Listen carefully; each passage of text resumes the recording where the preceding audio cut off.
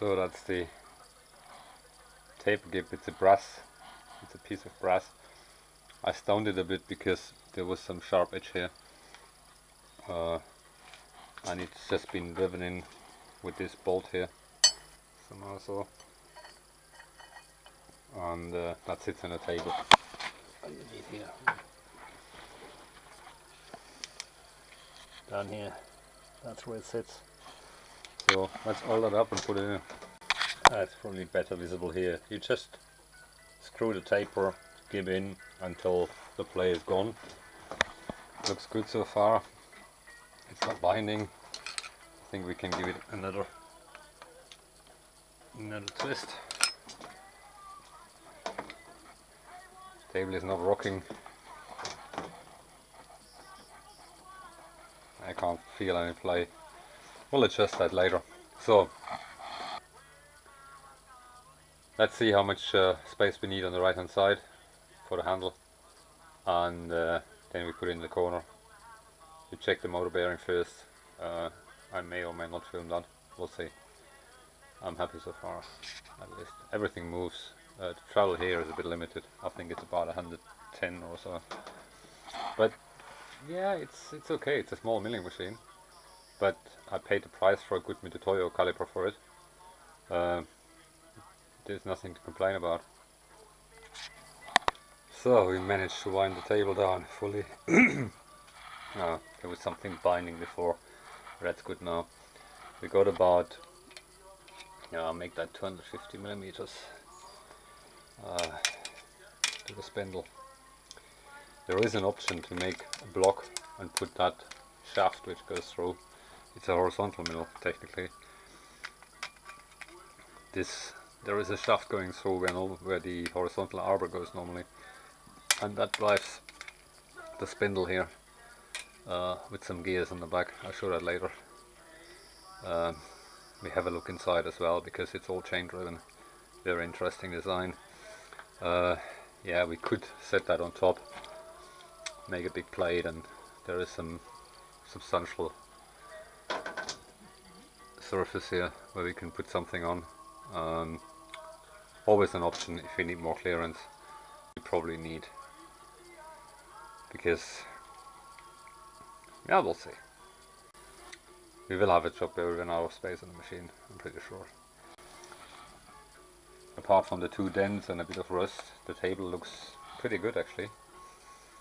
Only one T-slot, but that's what it is.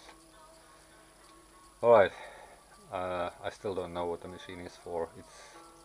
For me it looks like a special purpose machine, but it's a milling machine with international 30 taper. So. Alright, the drawbar is an imperial one. I need to find a metric one or make a metric one because I bought a Neo 32 collet chuck, which we're trying to fit. I just can't get there at the moment. Yeah, we need to make a drawbar for that. So let's have a look inside. Here we got a triplex chain and a duplex chain. This is the tensioner. It also drives the coolant pump, which we don't want, and it's got an oil pump sitting here. That's the oil sump down here. Yeah, it's pretty simple technology actually. Apparently very durable. It's all oil fed. You got oilers everywhere. Chains. Where's that going? Where's the other one going? I don't know where that goes. Well, maybe there. Okay. Yeah. Okay. Yeah, we need to check if it oils when we run it. But that's how it is. And once the motor, don't know what the power is. Probably not much. We'll find out. Yeah, I found it very interesting. Never seen this layout here. And that's the change gears. I don't have any others, but we can swap them. So we have at least 2 speeds, and we put a VFD on it. might be okay. And that's the arbor, which is the vertical spindle. I think you can mess with the teeth as well, with the gearing as well there. I don't know. That's how it looks like, and I think there is a side glass here. We can see if it's oiling or not. Yeah, that was the reason for that. That's cleverly made, actually. If you look at that, where this line goes, it's a cavity here, and so you can see if the pump is pumping oil. Yeah, quite clever. Yeah, someone thought about it. Again, I think it's a production machine for a special purpose, but yeah, at the end of the day, it's a mill. Oh, we need to look at the motor first, and then we'll put it in the corner, probably about as it is now, maybe a bit more to the left. We'll see. And we need to clean out that corner. And that's how it looks inside of the head. Not seen a lot of fresh grease recently.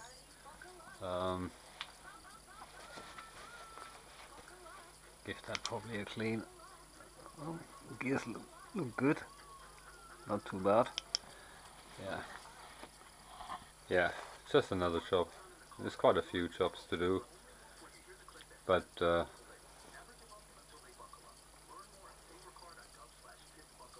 minimal play. Don't know what the bearings are. Probably plain bearings. Alright, let's put that back together. So we just found out it's a 2-speed motor, which is actually good. The oil system doesn't work, so low speed. Actually, this is most likely double the speed, which is nice. We still need to check the motor, but and it runs pretty quiet actually. Much quieter than the gearhead machine.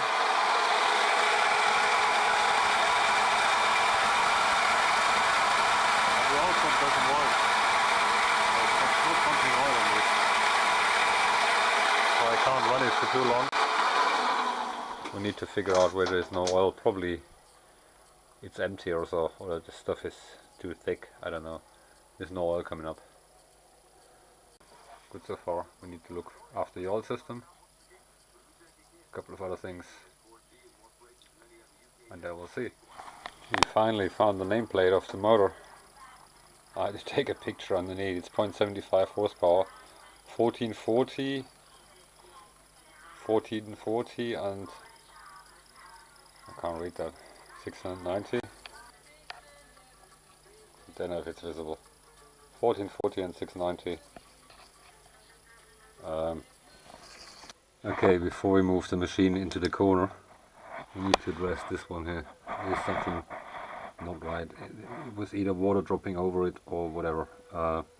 We just take the cover off and have a quick look. It's a 3/7/16 bolt and 2 screws or 3 screws.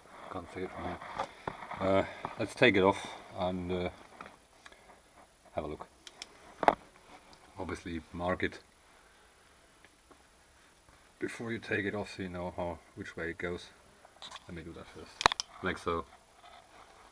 Just 2 dots. I'm used to do 2 dots on the non-drive side and 1 dot on the drive side. Different people do it differently. I do it this way. So let's take it off. Looks a bit weird. It's corroded away actually. It's interesting. But we got ball bearings. The spring washer is an indicator for ball bearing. Apparently there was a gasket, but we have some signs of water ingress here, so we'll need to check the bearing. These use long bolts. Always try 1 bolt first, and if you find a long bolt, there is usually a cap behind it which holds the bearing. So you need to take them all off, otherwise you're not gonna get the cover off. That's how it is. It's the old style. That's how they did it in the past. They don't do this anymore. They just put a spring washer in, put a rotor in, and that's it. But on the older motors, the bearing was really secured. Okay, we got it off so far. We need to take the cover off and have a look inside. Yeah, I'm a bit concerned that there's a lot of water in that bearing. So, as expected, it's pretty rusty and dirty. It's so rusty that the cover, which is cast iron, doesn't move. I think the bearing is rusted into. It should come off, but it doesn't. I don't know if it's visible. It's a bit tight here, but yeah, we better replace the bearing because that has seen some water. It looks really rusty. So normally there's a cover behind. I can't see it. I need to take a wire brush and have a closer look because I don't want to destroy anything. But normally it comes off this way because the bolts are long enough, so it's gonna come apart somehow. At least it's got ball bearings, so it's probably mid-late 50s. If it's the early 50s or the late 40s, it would probably have plain bearings.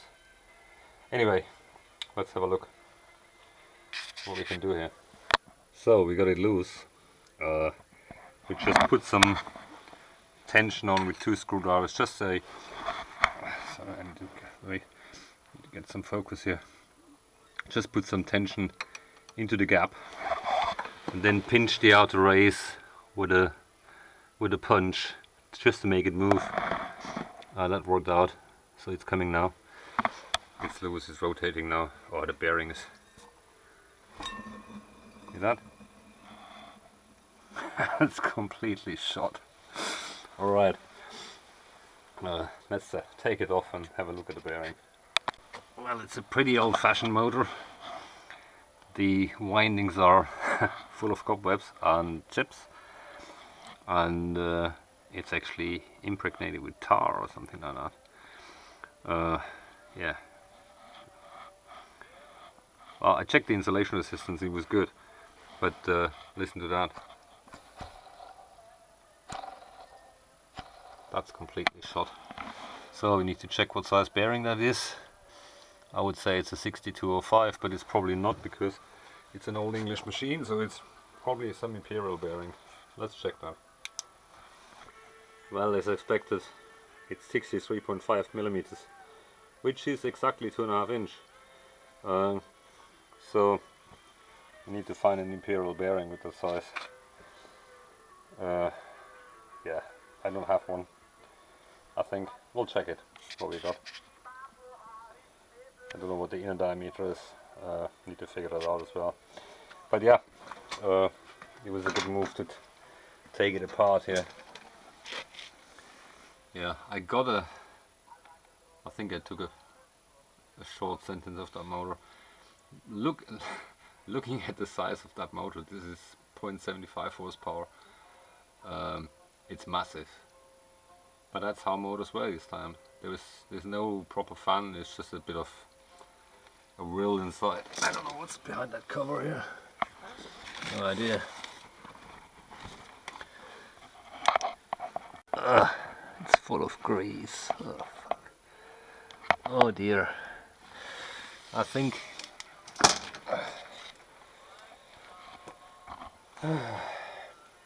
it's very oily. So I wonder if it's probably better to take it off. I don't know if that's one piece. Flashlight doesn't work anymore.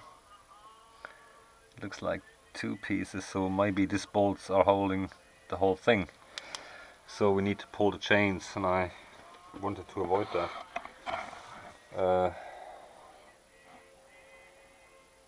I want to keep the motor because it's a 2-speed motor. So that makes the machine a lot more versatile than a single speed, because if it's the same power but half the speed, you got double the torque. Whereas if you use a VFD, you only have the same torque everywhere, and so that's not an option for low speed operation except changing gears, which I don't have.